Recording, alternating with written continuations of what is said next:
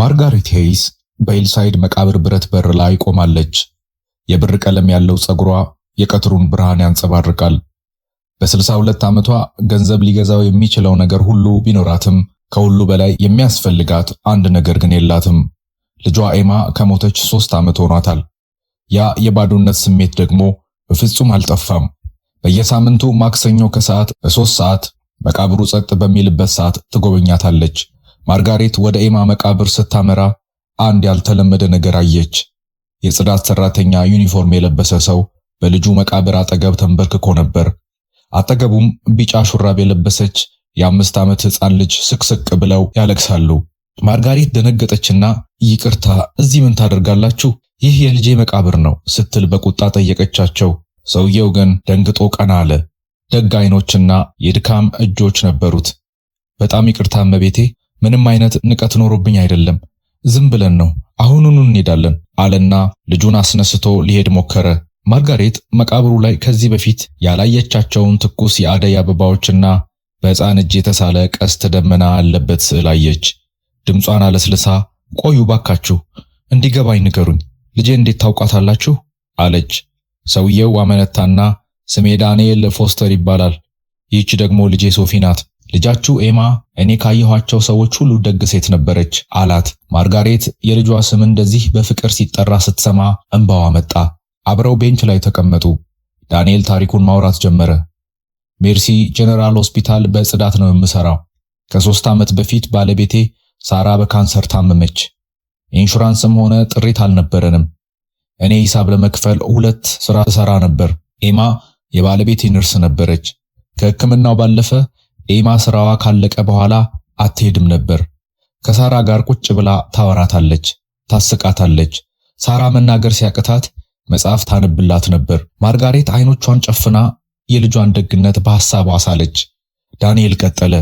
አንድ ቀን ለሶፊ ሞግዚት መክፈል እንደማልችል ኤማ አወቀች። እኔ በምሽት ፈረቃ ሆስፒታሉን ሳጸዳ ሶፊን በመጠባበቂያ ክፍል ውስጥ ትቻት እሄድ ነበር። ኤማ በዚያን ሰዓት ሶፊን መጠበቅ ጀመረች።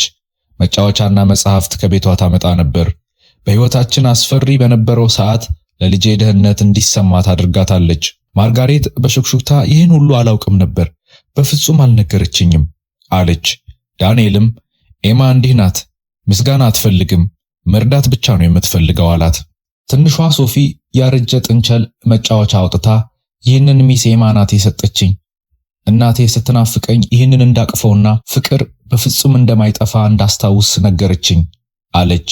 ማርጋሬት በኤማ ቤት ያገኘቻቸው የልጆች መጽሐፍትና መጫወቻዎች አሁን ትርጉም ሰጧት። ዳንኤል ባለቤቱ ከሞተች ከ2 ሳምንት በኋላ የኤማን አደጋ እንደሰሙና ቤተሰብ ስለሌላቸው መቃብሩ ላይ እየመጡ ምስጋና እንደሚያቀርቡ ነገራት። ማርጋሬት በትልቅና ባዶ ቤቷ ውስጥ በሐዘን ተዘግታ ስትኖር፣ እነዚህ ምስኪን ሰዎች ግን ባላቸው አቅም የልጇን ትውስታ ሲያከብሩ መቆየታቸውን ተረዳች። ይቅርታ አድርጉልኝ፣ በሐዘን ተውጬ ኤማ የብዙ ሰዎች ሕይወት እንደነካች ዘንግቼ ነበር አለች ማርጋሬት። ከዚያም ዳንኤልና ሶፊን ለራት ጋበዘቻቸው። በቀጣዩ ሳምንት ማክሰኞ ከሰዓት ለሁሉም ልዩ ቀን ሆነ። ማርጋሬት ሶፊን የተሻለ ትምህርት ቤት አስገባቻት። ለወደፊት የኮሌጅ መማሪያ የሚሆን ገንዘብ አጠራቀመችላት።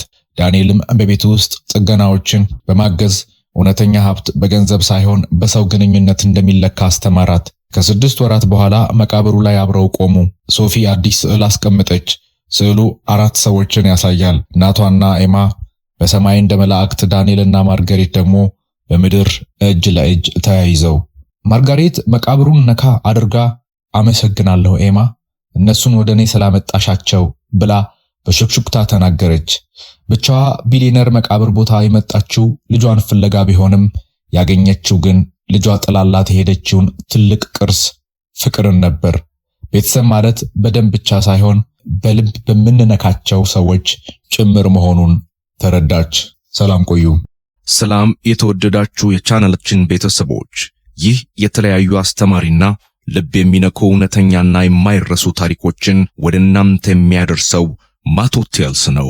ቻናላችንን ሰብስክራይብ በማድረግና ሐሳቡን በኮሜንት መስጫው በማስቀመጥ አብራችሁን ብትቆዩ ታተርፋላችሁ።